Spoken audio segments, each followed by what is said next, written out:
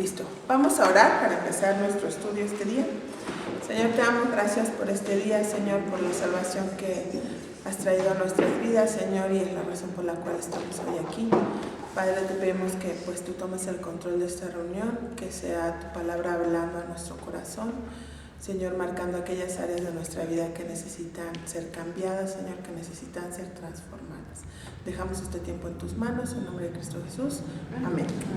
Bueno, vamos a Filipenses capítulo 1, vamos a volver a leer los versículos del 1 al 11 y vamos a empezar acá por Feli, porfa, un versículo cada quien, no importa si traes otra versión, fuerte y claro.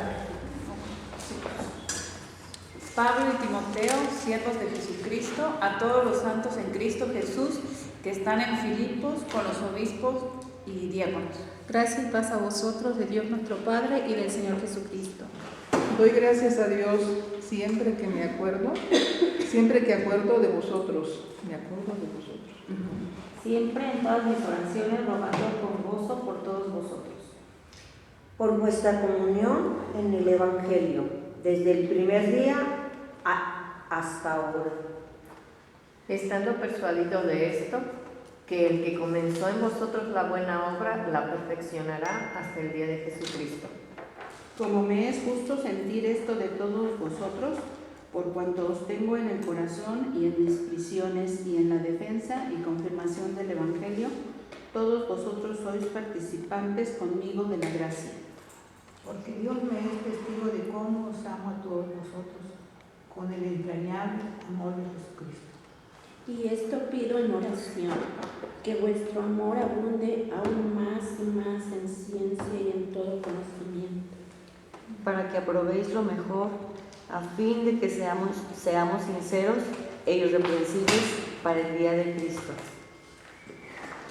Llenos del fruto de justicia, que es por medio de Jesucristo para la gloria y alabanza de Dios. Okay. Pues vamos a hacer un pequeñito repaso. Ya vimos, ¿no?, lo que fue el trasfondo histórico, de qué circunstancias vivía Pablo. En ese momento que escribió la carta a los filipenses, él estaba en la cárcel, ¿no? Se cree que fue la primera vez que fue encarcelado en Roma. Cuando Pablo escribe esta carta, el motivo por el cual escribe esta carta es para alentar y agradecer a los filipenses por su participación en llevar ofrendas, en su participación en el Evangelio con él. Y eso es un poquito de la introducción. Pablo, a diferencia de otras cartas, aquí se presenta como siervo. Hablamos de la importancia de ser siervos. Él hace una distinción entre los congregantes y las autoridades, sí, de la iglesia, pero no en el sentido de que sean superiores, sino que somos siervos todos juntamente con Él en Cristo, ¿no? Habla de la gracia y de la paz, que son dos características que no merecemos, que no podemos nosotros tener por mérito propio, sino es algo que viene meramente por gracia, ahora sí, de parte de Dios hacia nosotros. Vemos una actitud en los versículos 3 y 4 de Pablo de gratitud hacia la vida de los filipenses, al recordarles cómo, y esta actitud le trae gozo a su alma. Veíamos un poquito acerca de que Pablo sentía gozo a pesar de las circunstancias en las que vivía, ¿no? Tanto la gracia como la paz y el gozo no son cosas que vienen por el entorno en el que nos encontramos, sino por la presencia de Dios en nuestras vidas, ¿no? Porque Pablo pues no podría haber sentido así como mucha alegría y euforia por estar encarcelado, pero sin embargo él habla en esta carta acerca del gozo que tenía al recordar a los filipenses. Y una frase que me gustó mucho en el versículo que anoté del versículo 4 dice que la mejor manera que podemos hacer memoria de nuestros amigos es recordarles en oración. No, cuando nos acordamos de las personas es la mejor manera de recordarles es recordarles en oración. Y es lo que Pablo estaba haciendo, ¿no? Doy gracias, dice, y siempre en todas mis oraciones rogando con gozo por vosotros, ¿no? Y hasta ahí nos quedamos. Entonces ahora vamos a hablar del versículo 5 al 11. Espero que lleguemos. ¿Qué hora es? Son casi media. Pero bueno, lo vamos a intentar. No, dice, en el versículo 5 dice, ¿por qué oraba Pablo? Por vuestra comunión en el Evangelio desde el primer día hasta ahora. Leyendo yo los comentarios veía que los filipenses fueron como muy prestos, muy rápidos en involucrarse en la obra evangelística que Pablo hacía, ¿no? La tomaron como una responsabilidad propia, ¿no? Desde que Pablo sale de Filipos hacia Tesalónica, ellos ya participaban con Pablo en este ministerio, ¿no? Nancy, ¿cuál fue la respuesta de las 5? La respuesta de las 5. Dice, en su oración por los filipenses, ¿cuál es la bendición principal que Pablo pide por ellos? Es que todavía no llegamos ahí. Son los versículos 9 y 11. Nos quedamos en cuáles son los sentimientos del apóstol para con los de la iglesia en Filipos. Y vimos que era gratitud, gozo, amor y oraba por ellos, ¿no? Dice Pablo, en la misma pregunta 2, dice Pablo afirma su confianza a los filipenses y su gratitud por ellos. ¿Cuáles son esas 3 razones que tiene Pablo para esta confianza? Y es lo que estamos viendo ahora en la segunda parte de la pregunta 2. Una de las razones por las cuales sentía gratitud era porque lo que estamos viendo ahorita en el versículo 5, participaban con él del Evangelio. Y me gustaría que leyéramos unos versículos como Pablo hace mención de los macedonios, de los filipenses, en otras cartas. En 2 de Corintios 8:4, si alguien lo puede leer, por favor, cuando lo tenga. 8:4. Sí. Pidiéndonos con mucho ruego que le concediésemos el privilegio de participar en este servicio para los santos. Fíjense cómo eran estos macedonios, ya le rogaban a Pablo, permítenos ser parte contigo, ¿no? También en 2 de Corintios 9:13, si lo tienes ahí, Felia, la vueltita también, por favor. ¿9 qué? 13. Ok. Pues por la experiencia de esta administración glorifican a Dios por la obediencia que profesáis al Evangelio de Cristo y por la libertad de vuestra contribución para ellos y para todos. Fíjense, dice, y por la liberalidad, o sea, eran espléndidos, ¿no? No tenían una limitación. Los de Filipenses eran muy generosos en su forma de dar, lo hacían con liberalidad. Eran intencionales, rogaban el hecho de ser parte con Pablo del Evangelio, no solamente para sostener a Pablo en sus necesidades, sino también para poder ser partícipe de bendecir a otros hacia donde Pablo iba con sus necesidades. Eso es la primera razón por la cual Pablo está agradecido por los filipenses. La segunda es el versículo 6, dice, estando persuadido de esto. ¿Quién había comenzado esta obra en el corazón de los filipenses? Cristo, Dios, ¿no? Estando persuadido de esto, que el que comenzó la buena obra en ustedes, la va a perfeccionar. Regularmente usamos ese versículo para hablar de lo que Dios hace en nosotros, ¿no? En nuestra vida, que la va transformando desde el momento en el que creímos hasta el momento que estemos en su presencia. Pero en este momento, en este contexto, Pablo está agradeciendo por los filipenses porque está seguro que ese deseo que ha puesto en el corazón de los filipenses lo va a continuar hasta que llegue a la presencia de Cristo, ¿no? Y cuántas veces no nos desanimamos de hacer algo en la obra, ¿no? No, porque pues es que ya empezamos 50 niños, no, y al mes ya vienen nomás 10, y nos desanimamos, ¿no? Pero ¿quién es el que va a continuar haciendo la obra? Tanto en mi vida como en la obra que estamos haciendo, es Dios. no depende de mí, no depende de mis fuerzas, depende de lo que Dios va haciendo en lo que nos permite servirle también. ¿No? ¿Algún comentario? Porque voy rápido, ¿no? Ok, entonces Pablo también agradece porque tiene esa certeza, esa seguridad de que los filipenses van a continuar, no por las fuerzas de los filipenses, sino por lo que Dios obra en sus corazones, ¿no? En la fidelidad que Él va a mostrar. Déjenme les leo acá un comentario. Dice: de la misma manera que el inicio de nuestra salvación fue obra exclusiva de la soberana y libre iniciativa divina, así también la consumación de la salvación es obra de la gracia y el poder de Dios. ¿Qué dice Juan 10, 28 y 29? Dice que estamos en la mano del Padre. 10, 8, 9. 10, 28 y 29. Y yo les doy vida eterna, y no perecerán jamás, ni nadie las arrebatará de mi mano. Mi Padre que me las dio es mayor que todos, y nadie las puede arrebatar de la mano de mi Padre.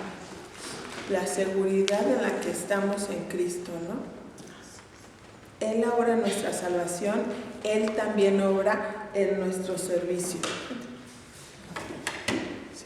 Entonces, esa seguridad tenía Pablo de que los filipenses iban a perseverar no por sus esfuerzos, sino por la fidelidad y la gracia y la perseverancia de Dios nuestra, tanto en nuestra salvación como en lo que Dios nos permita servirle, es Él obrando, no yo.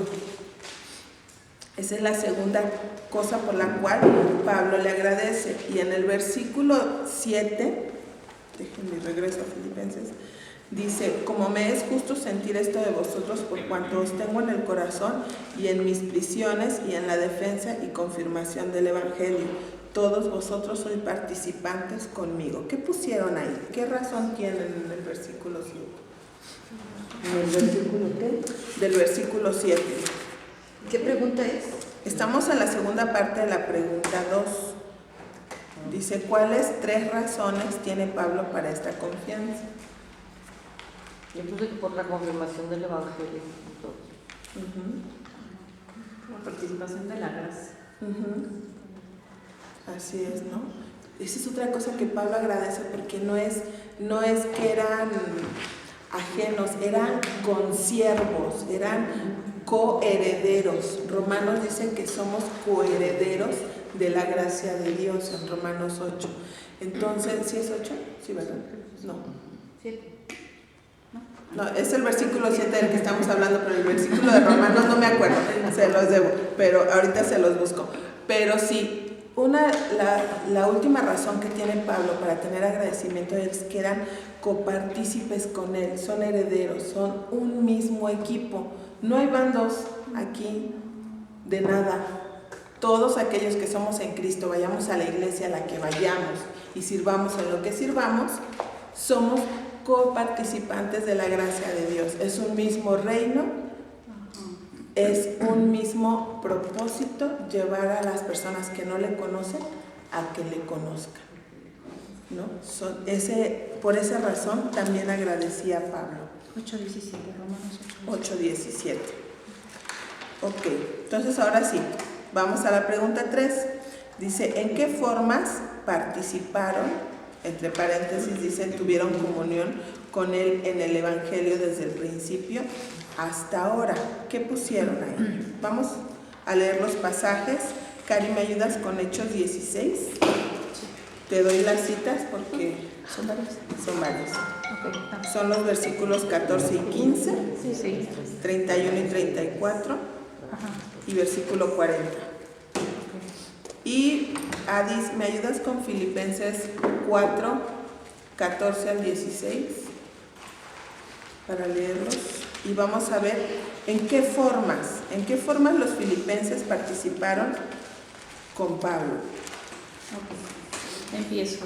Hechos 16, 14 y 15 dice: entonces una mujer llamada Lidia, vendedora de púrpura de la ciudad de Tiatira, que adoraba a Dios, estaba oyendo, y el Señor abrió el corazón de ella para que estuviese atenta a lo que Pablo decía. Y cuando fue bautizada y su familia, nos rogó diciendo: si habéis juzgado que yo sea fiel al Señor, entrad en mi casa y posad. Y nos obligó a quedarnos. 31 y 34 del mismo capítulo dice: ellos dijeron: cree en el Señor Jesucristo y serás salvo tú y tu casa. ¿Hasta el 34? Sí, hasta. Y le hablaron la palabra del Señor a él y a todos los que estaban en su casa. Y él, tomándolos en aquella misma hora de la noche, les lavó las heridas y enseguida se bautizó él con todos los suyos. Y llevándolos a su casa, les puso a la mesa y se regocijó con toda su casa de haber creído a Dios.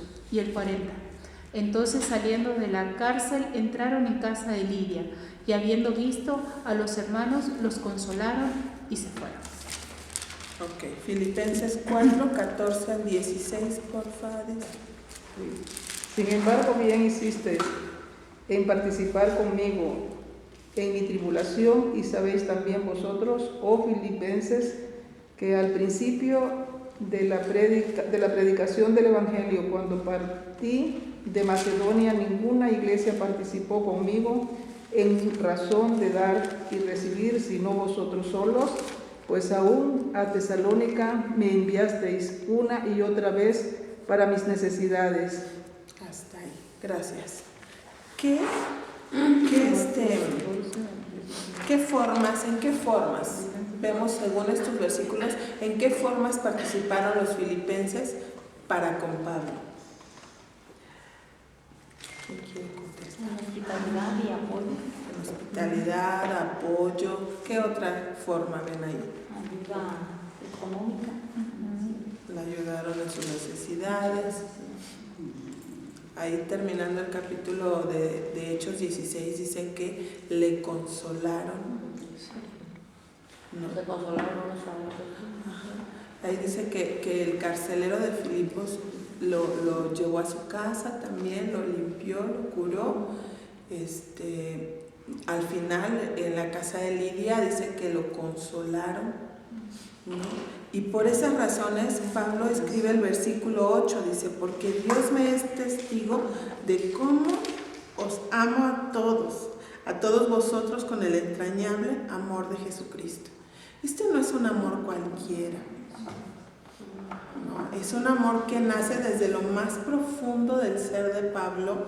¿Por qué? Porque lo amaron, lo sostuvieron, lo consolaron, lo curaron, ¿no? Fueron atentos aún al Evangelio, tuvieron sus corazones dispuestos para recibirlo, ¿no? ¿Cómo no iba Pablo en esa cárcel en Roma? Si bien ya hablamos al principio que no era una cárcel como la de Filipos, más bien se cree que él estaba en una casa, tal vez con las comodidades, y él tenía la oportunidad de recibir a quien él quisiera.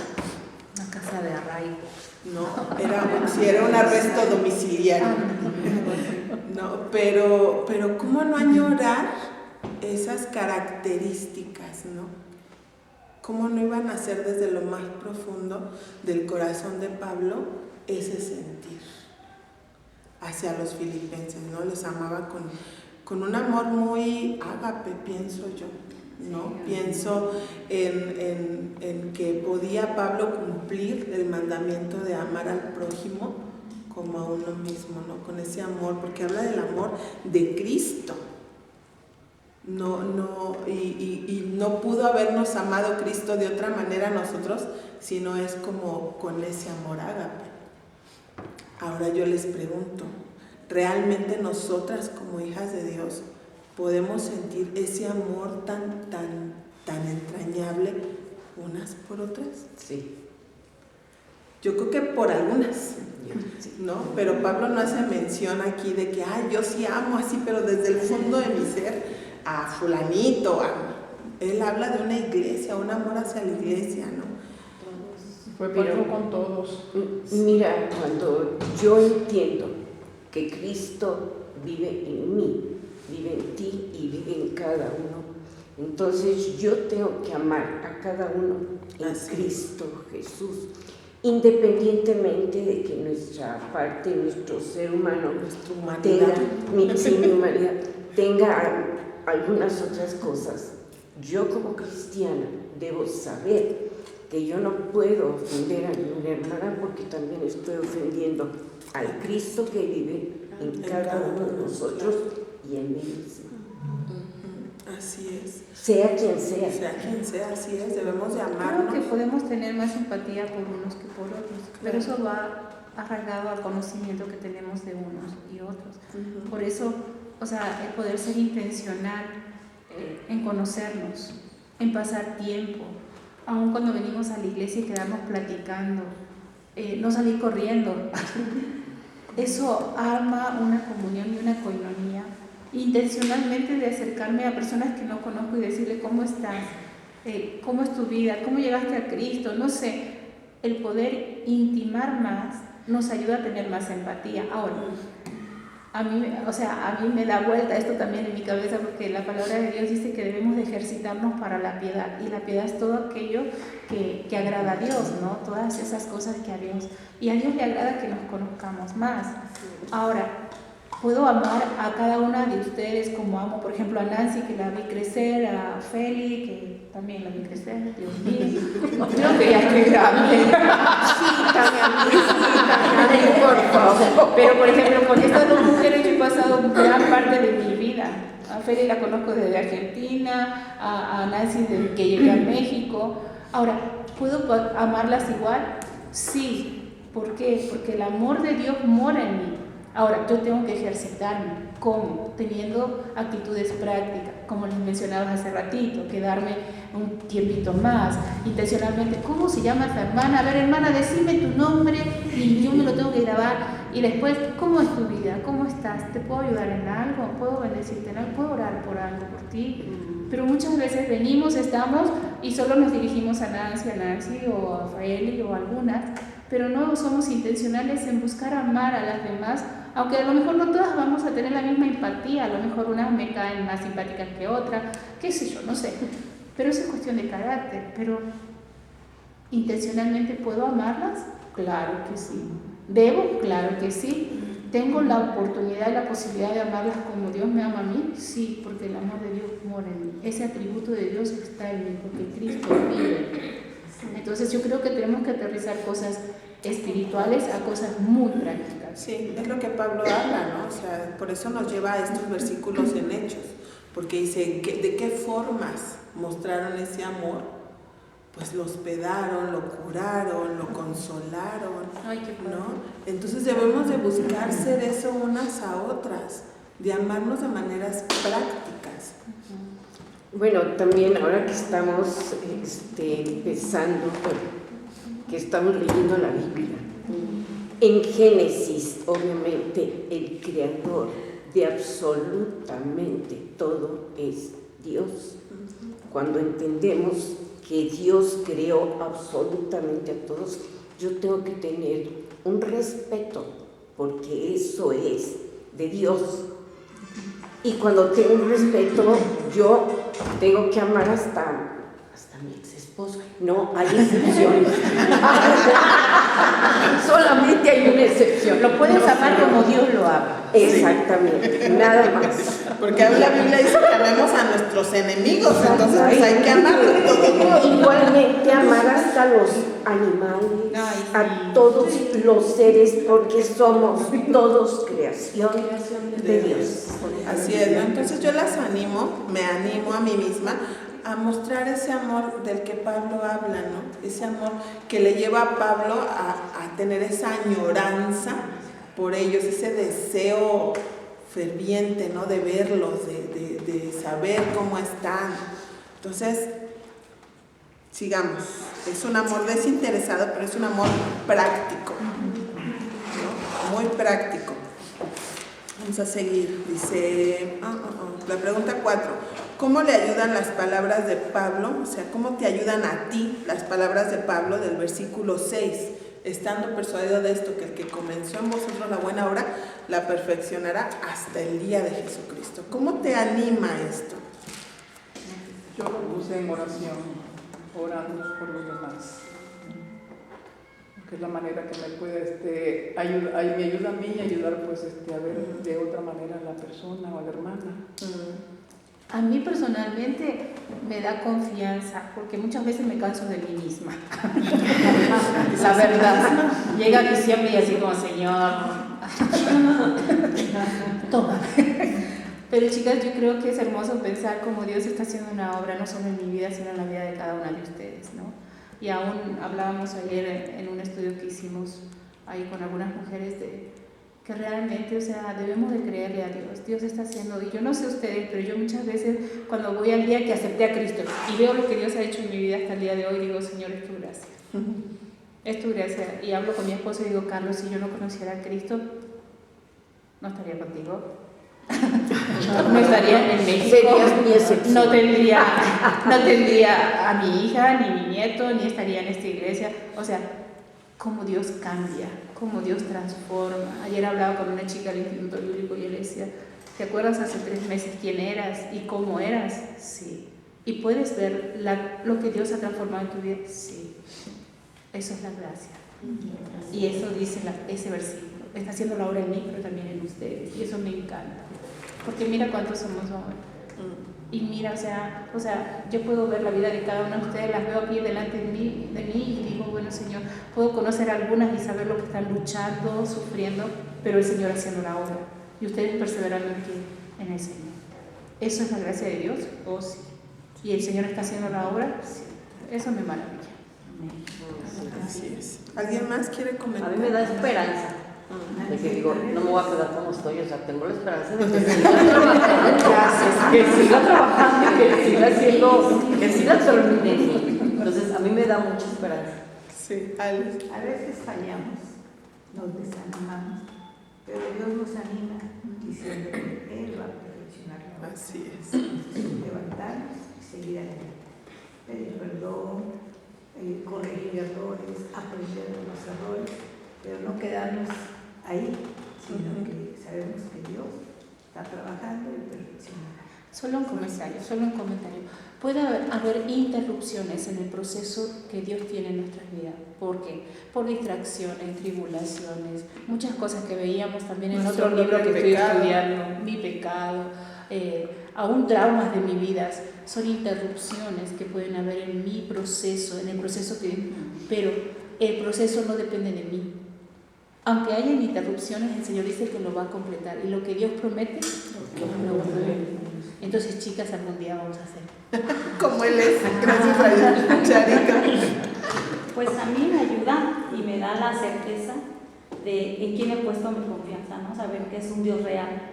Un Dios que quizá muchos puedan negar de su existencia o puedan llamarnos locos porque ponemos nuestra confianza en alguien que no vemos, en alguien que muchas veces te dice, es que la Biblia la escribieron hombres, pero el ver lo que Él ha hecho en mi vida, es en eso en lo que descanso y me da la certeza de a quién sirvo, por quién vivo, y me ayuda a seguir adelante porque no soy, lo puedo ver tan real en mi vida porque no soy la persona que era cuando estaba sin Cristo. Entonces puedo ver que es un Dios real, un Dios en quien he puesto toda mi confianza, todo mi amor, y eso me motiva a servirle cada día, a amarlas en el amor de Cristo y pues sí, descansar en eso, en esa certeza de que tengo un Dios real a mi lado, persona.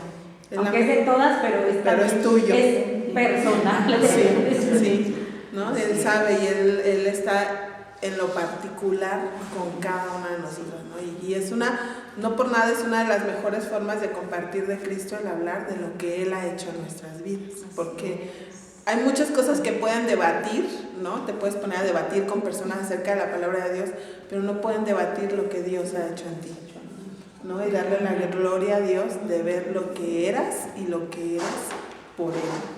Entonces, anímense a compartir más seguido también lo que Dios ha hecho en sus vidas, porque contra eso es una parte de hablar de esa seguridad, de esa esperanza, ¿no? De ese consuelo que puede traer a nuestras vidas, saber que no depende de mí, es Él la va a terminar, como dice Cari. Puede haber momentos en los que puede ser que no crecemos, ¿no? Que no cambiamos por diferentes situaciones en nuestra vida, pero Él lo prometió y Él lo va a hacer, Él lo va a cambiar. La pregunta número 5, ahora sí ya llegamos ahí, Alice. Dice, en su oración por los filipenses, ¿cuál es la bendición principal que Pablo pide por ellos? ¿Qué le pusieron ahí? Según los versículos del 9 al 11. Que su amor abunde. Y el conocimiento. Sí, el conocimiento. Permanecer firmes en Él. Ser aprobados, llenos de frutos de justicia, para la gloria y alabanza de Dios. Todo eso es correcto, ¿no? Pero Pablo oraba para que, digamos que el resultado de esa oración de Pablo sería el versículo 11, ¿no? Que sean llenos de frutos de justicia. Pero el motivo por el cual Pablo oraba era para que fueran llenos de ese conocimiento y que sean llenos de amor, pero no de amor de ¡ay, qué bonito! Y me siento enamorada y feliz, no, sino de ese amor práctico que abunda en ciencia y en conocimiento. ¿Por qué ciencia y conocimiento? ¿No les parece que sería lo mismo? No. ¿Por qué Pablo ora por dos cosas que parecerían muy similares? Conocimiento es algo que yo conozco, pero que no practico, que no me interesa, que no me llega. Pero ciencia, el gran científico del universo es Dios. Dios creó absolutamente todo. Y desde el Big Bang, que era una enorme masa de energía, Dios creó el Big Bang. Para que los que digan que son científicos, el único científico que existe en el mundo es el creador de todo. Bueno, pero la Biblia no habla de un Big Bang. No. Yo digo que desde el principio de todo. O sea, cuando no había nada, principio ni fin. La palabra de Dios habla de que de la nada Dios creó todo lo con solo su voz, ¿no? Con solo su voz Él dijo y fue hecho. De la nada no hubo una materia que hizo no hubo una materia que hizo una explosión, sino Él solamente con el decir existió, ¿no? Él hizo existir todo y nos lleva a esa ciencia y a ese conocimiento. Habla de algo integral, o sea, no podemos decir, es que yo conozco la Biblia, pero no vivo nada. No, es ese conocimiento que abarca todo el sentido completo de las cosas. No solo logro comprender, conocer, sino que este conocimiento lleva a alinear mi vida, tanto en mi mente, mis emociones y mi voluntad se alinean a lo que yo conozco. ¿Sí? O sea, yo conozco, lo sé que la Biblia dice, no mentirás, no mintáis los unos a los otros.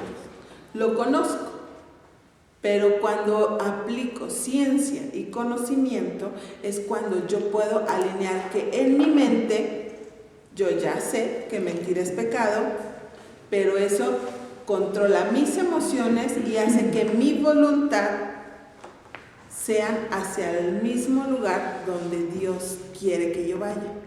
No mentir.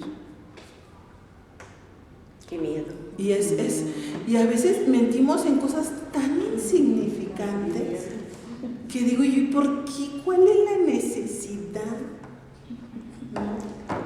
En Apocalipsis dice que los mentirosos no entrarán al reino de los cielos, y a mí me dio pánico. Señor, ya no más. Sí, entonces sí, no sé si comprendemos esa parte donde el conocimiento y la ciencia. Hay un estudio que da Carlos en cuanto a este pasaje y él menciona estas dos palabras que, como tú dices, parecieran ser similares o sinónimos, pero él, cuando llega al original, y bueno, él ha estudiado un poquito más, se ha metido un poco más, habla que acerca de la ciencia es el conocimiento que podemos llegar a tener de las cosas, conocimiento teórico. Más el conocimiento real es cuando lo llevamos ¿a qué? A la práctica. ¿Entienden? Entonces ahí sí hay una gran diferencia. Ciencia, conocimiento teórico. Conocimiento es práctica. Cuando yo ese conocimiento teórico ya lo estoy bajando, entonces sí conozco realmente. ¿Por qué me lavo los dientes? Porque conozco que si no me lavo los dientes se me van a y voy a sufrir, voy a batallar. Entonces, viendo eso, ya conozco, entonces ¿qué hago? Ya tengo el conocimiento, entonces ahora me los lavo. Entonces, ¿la ciencia es llevarlo a la práctica? No, la ciencia es el conocimiento teórico. O sea, es conocer nada más, teóricamente, intelectualmente algo. Y el conocimiento es aterrizarlo. O sea, esto que conozco teórico, ahora lo practico. El conocimiento es la práctica de la ciencia teórica que tengo. Tendría que yo irme a los estudios del Carlos y revisarlos un poco más y llegar a los originales y las palabras, eso que usan en el Sí, es muy profundo ese asunto, pero sí, es al contrario de lo que decías, ¿no? Ciencia es la práctica, no. Ciencia es el conocimiento y el conocimiento es la práctica. Pienso en Job, ¿no? Job desde el principio se justificaba, ¿no? Lo acusaban de que era injusto y decían, no, pero esto, ¿no? Y termina en el capítulo diciendo, de oídas te había oído, más ahora mis ojos te ven. Ahí está las dos, ciencia y oídas que había oído, ¿no? Más ahora mis ojos te ven en la práctica, o sea, ahora lo estoy practicando en medio de todo esto que estoy viviendo, ¿no? Después al final Job entiende que no, era que había pecado, que simplemente los designios de Dios era para glorificarse Dios por medio de todo lo que pasó. De toda la tribulación. Y muchas veces nuestra vida, nuestros tormentos tienen, no es que yo pequé o hice algo más, sino que Dios quiere ser glorificado o enseñarme algo a través de ese tiempo.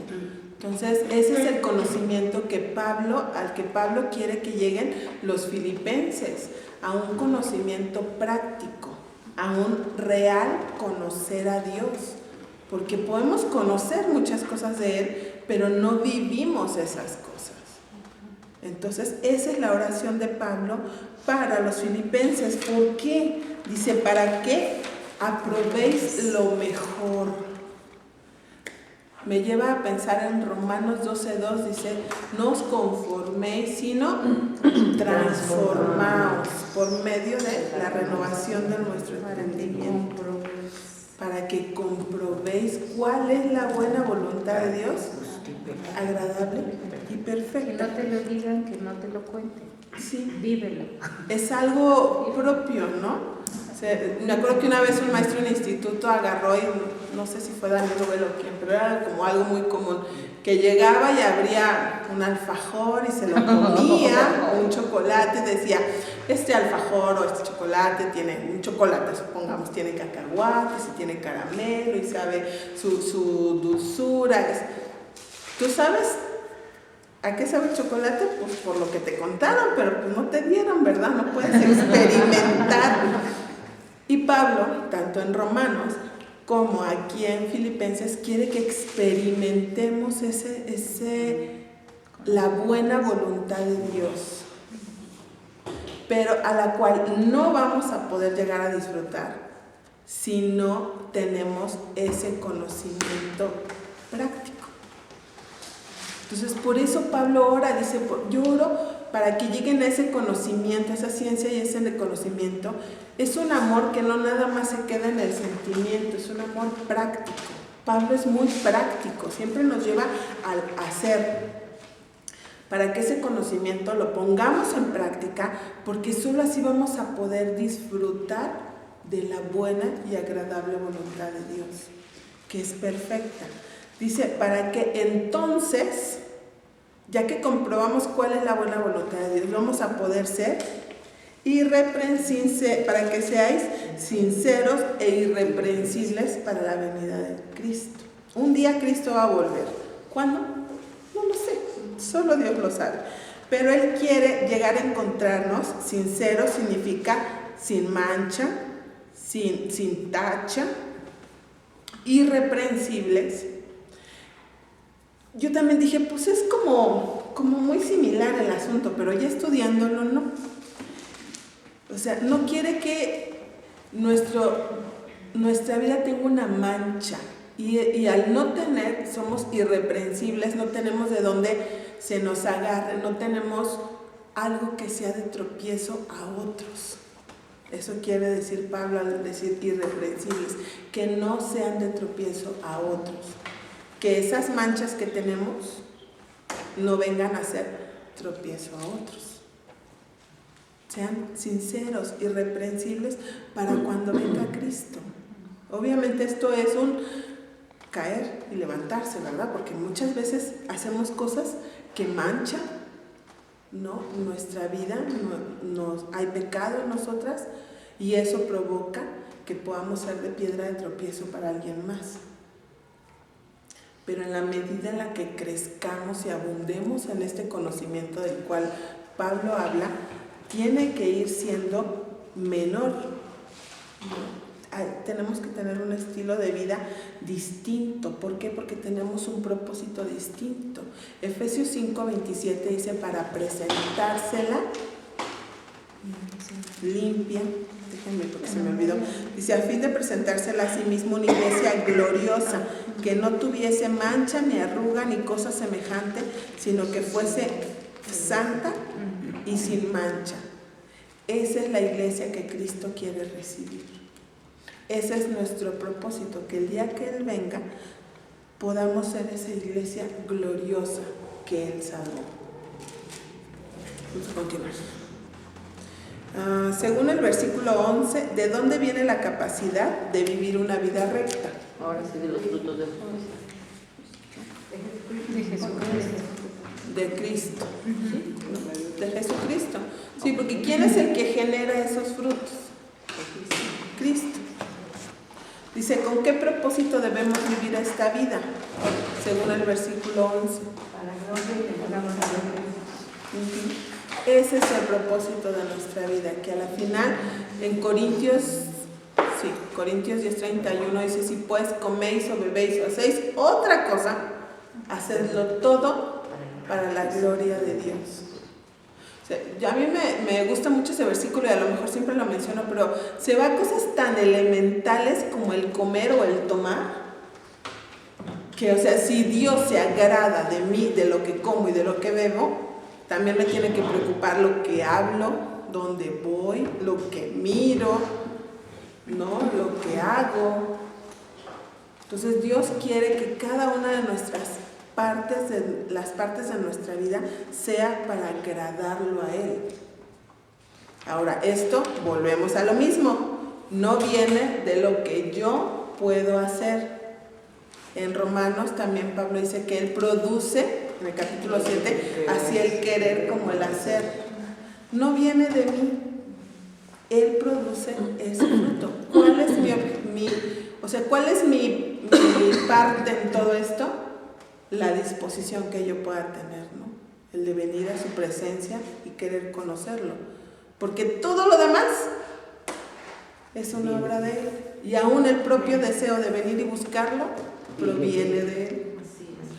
Entonces solamente tenemos que dejarnos, o sea, que Él nos llene, que Él nos use, ¿no? Por lo cual es tan importante la llenura del Espíritu Santo en nuestra vida, porque es lo único que va a provocar todo esto que estamos estudiando, ¿sí? Tenemos que estar llenas, andar en el Espíritu, conocer, pero vivir lo que conozco, ¿no? Hoy ya empezamos ahí con algunas cosillas de campamento y leyendo el libro anterior, a mí me impactó, por ejemplo, uno de los temas que estudiamos en el libro anterior, la competitividad, ¿no? ¿Y qué es lo que hoy te enseñan en las escuelas?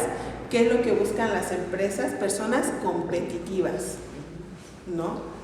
Y yo hoy leía la historia de Lea y de Raquel. No, pues es que yo quiero un hijo, yo te doy uno, yo te doy otro, yo te doy nada, y como yo no puedo, pues llégate a mi sierva. ¿Qué era lo que había entre esas dos mujeres? Competencia.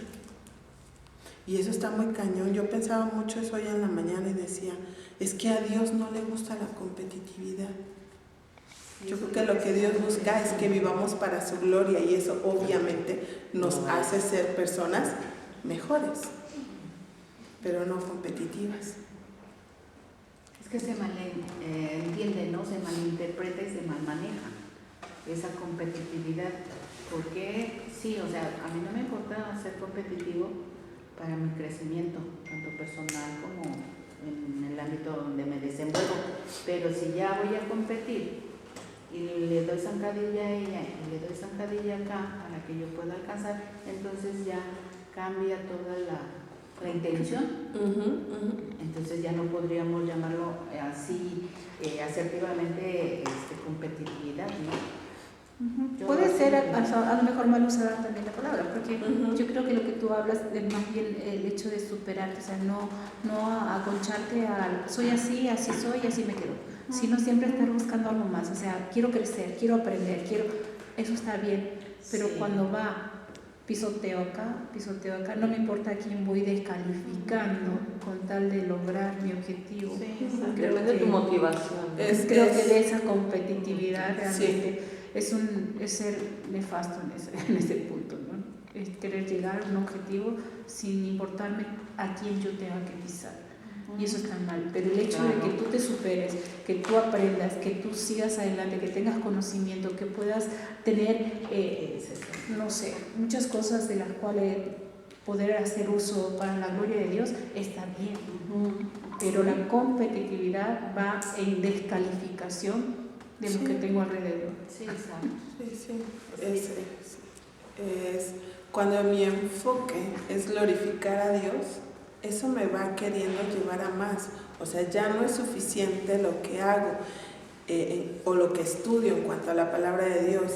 Ya nada, no me va siendo suficiente. Entonces quiero estudiar más, quiero conocer más, quiero servir más, pero no por querer llevar una competencia con alguien más, sino porque ¿qué es lo que busco?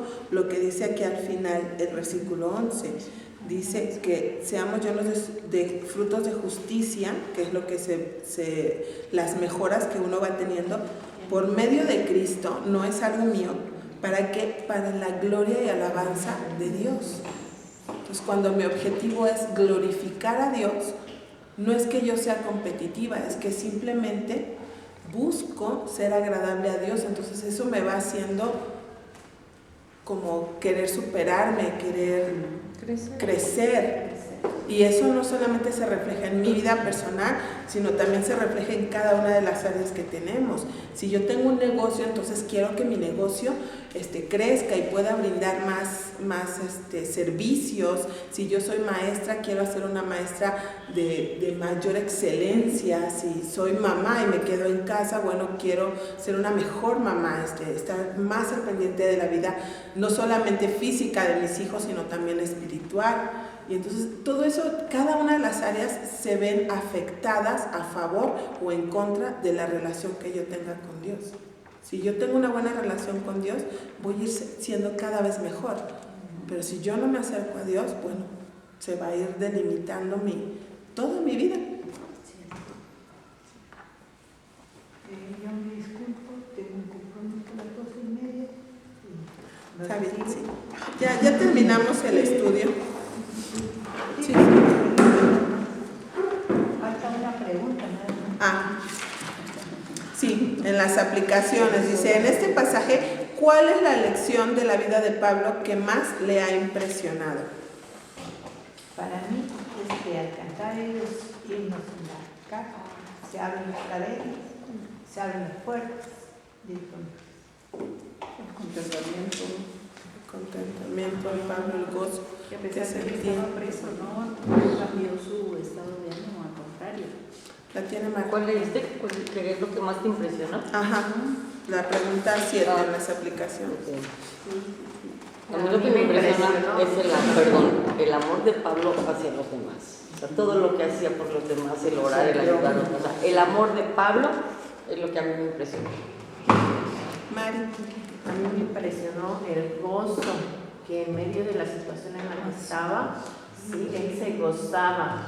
Sí, y también que siempre los tenía en oración, aunque no lo dice repetitivamente, pero me acuerdo, o sea, eso nos quiere decir que estaba orando por ellos y agradeciendo a Dios por ellos. Y yo vi mucho la relación ahorita que estamos con la Biblia al año, cómo vemos eso, ¿no? Que a pesar de las situaciones difíciles que tenía José o Moisés, siempre había ese gozo y ese entendimiento de que Dios estaba con ellos. Y yo creo que eso es lo que nos produce el gozo en medio de las situaciones difíciles, ¿no? El recordar quién está con nosotros, quién nos sustenta, quién está ahí.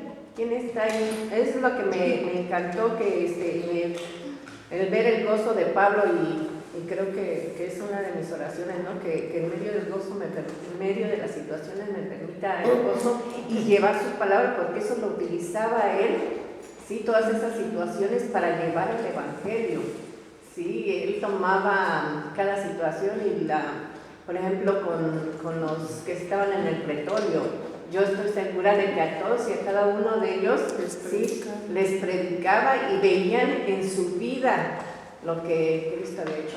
Ya me alargué, perdón. No, está bien, está bien. ¿Les pones un paréntesis?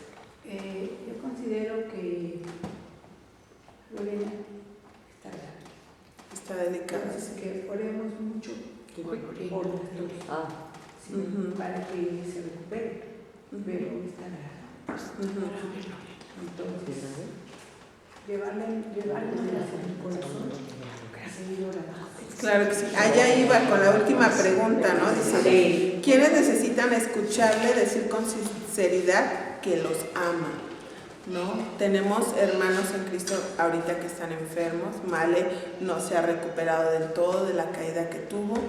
Lore tiene una bacteria, puso hoy Male, si no lo han visto, que tiene una bacteria. ¿Pero está grave? Ahorita dijo. Está hospitalizada ¿Está otra hospitalizada, vez. pero digo grave? Grave, delicada, yo creo, ¿no? O sea, grave con riesgo de su vida, no lo sé, no creo, pero sí está delicada, no es una simple bronquitis. No sé si lo quieras apagar, Mara, y tenemos un tiempo de oración. Pero la última pregunta, llevémonos la de tarea, ¿no? ¿Quién necesita esta